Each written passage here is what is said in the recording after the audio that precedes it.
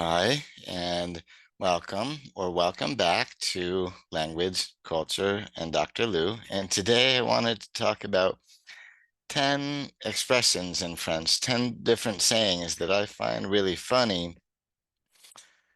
And not because they're jokes, but because when you translate them to another language, they mean something totally different, and it's not always easy to tell what they would mean. And so, uh, of course, that's often the way with idioms. And so let's start with the first expression, which doesn't seem to make any sense if you translate it literally, à la vache, which means, oh, the cow, right? And so naturally, you're wondering if it might be something to do with somebody's cows running away or anything, but no, it has nothing to do with real cows. It's an expression of surprise. If somebody is really shocked, they're surprised by something, they might say, "À la vache."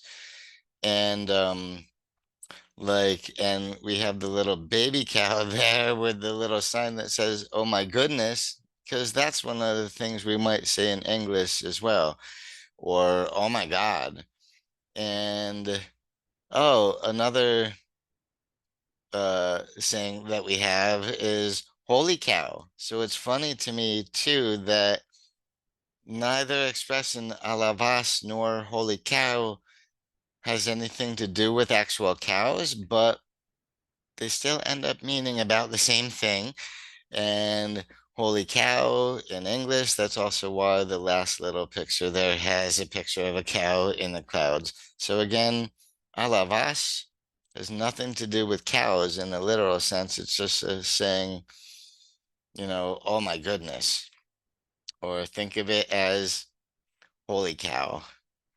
And then, of course, the second expression that I think is funny because it doesn't really translate is to become a goat.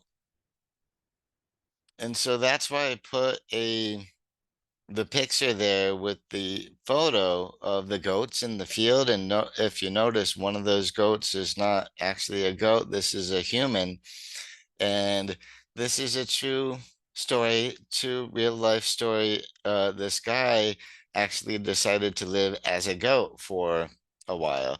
And I'm sure there's an interesting backstory there, but that's not what this expression is actually really about. In French, devenir chèvre, which literally means to become a goat, it actually means to be driven mad. Like you get so outraged and furious that you know you're crazy mad anyway.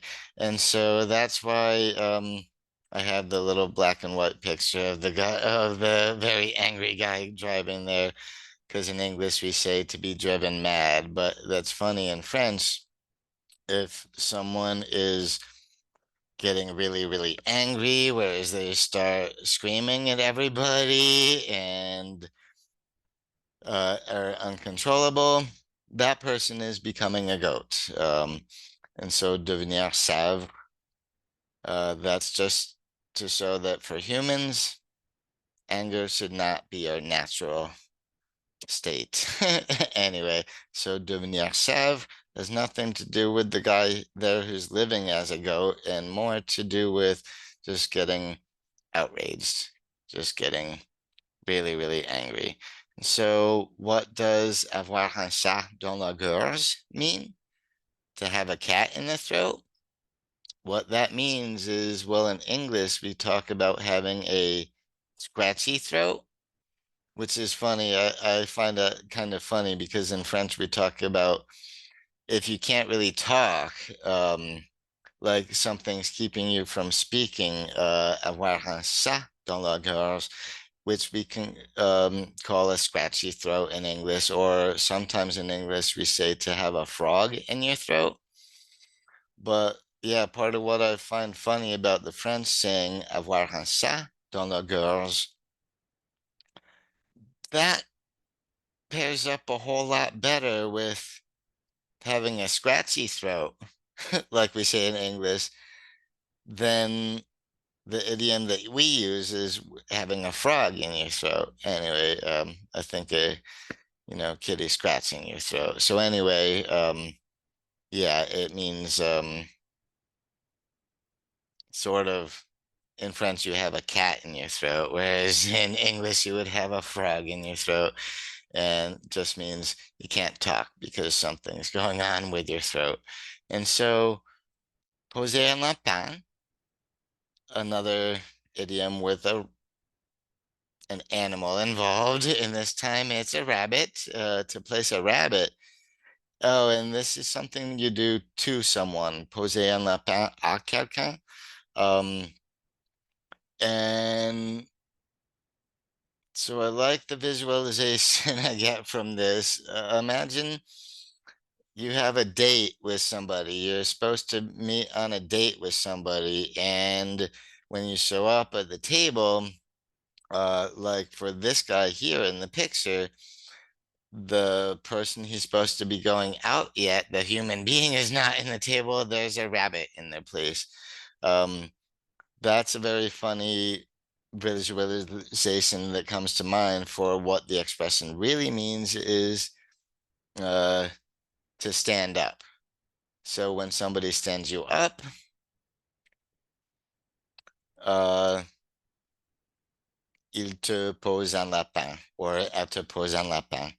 And so poser un lapin, it's funny, I'm not sure uh, why rabbit is the animal used here, and here maybe they're quick and can scurry away fast. Um, but the funny thing is rabbits are a sign of fertility for a lot of cultures. And if someone is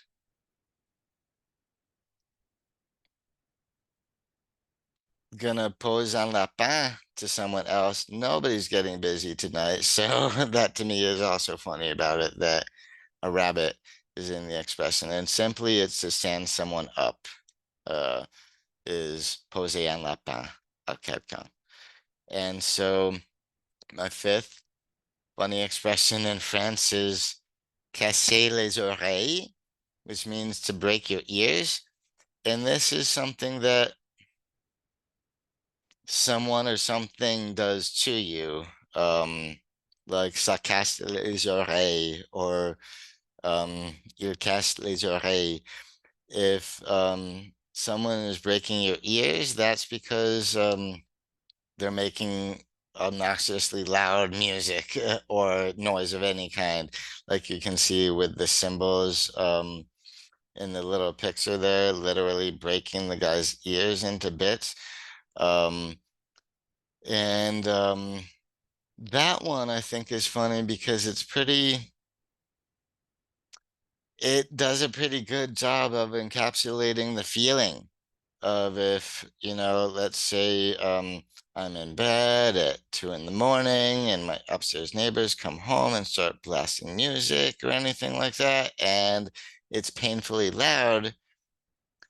Breaking my ears seems like an appropriate way to put it. And yeah, and it's yeah, a very interesting expression, because I do wonder if damage is getting done depending on exactly how loud the noise is. Could be. So yeah, that's interesting to me, that an idiom, something that doesn't translate literally, might turn out to be true in a sense, in a literal sense. And so what does faire l'andouille mean? Which translates literally as to make the sausage, which is why the background picture of sausage sliced up and whatnot there, and why the pictures of the two groups of four people were both there, is about what the expression actually means. And I should have picked some pictures with some women in there because it doesn't have anything to do with specifically with men. Um, what it is as you can see the Beatles in that picture there from many decades ago, what they're doing is they're goofing around. And that's faire l'andouille, is to be doing something silly, something, yeah, something ridiculously silly, just goofing around kind of deal. And that's why the other picture of the other people I included in there is the guys from the show Impractical Jokers. Um, because that show seems to be nothing but those guys goofing around and, well, pranking each other. Anyway, so their l'andouille has nothing to do with sausage. It's just goofing around, just goofing off, pretty much being silly, just to have fun and to amuse each other. And so what about chercher la petite bête, which that little beast there is kind of cute. La petite bête, uh, which literally means to look for the little beast. And I find this expression kind of funny because it reminds me of kids checking under the beds for monsters, which might have to be only so high to be able to fit there. But that's nothing to do with what this expression is about. This, if someone is looking for the little beast, they're looking for things to complain about and looking for reasons to complain.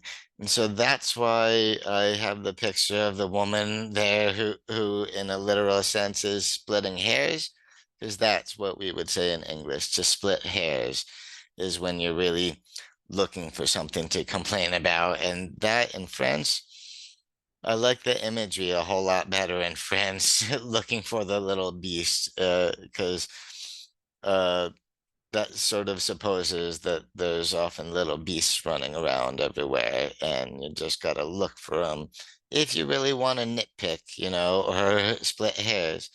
Anyway, so, but that's what looking for the little beast is in French. Chercher la petite bête is just for looking for reasons to complain and things to complain about.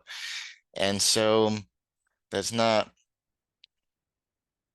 super fun, but it is interesting to me because I like the imagery of little beasts running around. And tomber dans les pommes is an interesting expression to me because to fall in the apples, um, that's what we say if someone passes out, they lose consciousness. So maybe if you faint, for instance, just pass out, tomber dans les pommes. And one thing I like about this expression is that when there are idioms that include foods, that always gives us a hint that this is one of the foods that a culture eats. And so that's sort of brings a little culture into language. And it's also funny because unlike what you might see in a perfume commercial where the French are falling into a bed of rose petals that are fragrance with Chanel number 5. That's not what the French do linguistically. They actually um fall in the apples, or even fall into the apples. Eh bien, une expression après, one more expression, which this one, en avoir ras le bol, is to have a bowl of it, literally translated, but that guy there is giving a good example of a gesture that a French person might make if they say j'en ai marre, j'en ai assez, j'en ai ras le bol. That means I've had it up to here. I've had enough of it. It means they're fed up with it. And the um, metaphor to have a bowl in it of it is like, oh, you're so fed up with this stuff. You have way too much that your bowl is already full of it. And so your anger might come pouring out, come overflowing out of the bowl. Um, and so that's what they mean by to have a bowl of it is they're fed up. They have it up to here. And the last of the 10 expressions that I want to give it uh you today is something that you might say to somebody if you already had it up to here, if you're fed up with them, if somebody is annoying you and you want them to scram, say get lost, you might tell them to go cook themselves an egg, um, which is aller se faire cuire un œuf. So that woman in there, if she's telling him, oh, piss off or get lost, because he's annoying her, and so she might say, va te faire cuire un œuf, go cook yourself an egg. And so that's clear symbol of get lost. And that is funny to me because va te faire cuire un œuf is much much less vulgar ways than we tell somebody to get lost. They come after va te faire anyway, but I won't go into all that. But some of um, that implies go after yourself. So much more vulgar kind of thing to say, much even more rude to say to somebody if it's possible. So, and I think it's adorable that again, um, you're you're telling someone to cook themselves an egg. And again, a food idiom. So that tells us, guess what? The French eat eggs along with apples, not necessarily in the same dish, of course. And so, of course, once again, you've gotten to the end of one of my videos, and thank you so much for everybody who watches to the end. Please give it a thumbs up, and if you're not subscribed to the channel, please do, and I'll be so happy to come back and give you more of this kind of content. Or maybe if you're not into expressions, look for some of my other content. And so again, thanks for sticking around. See you around next time. Bye-bye.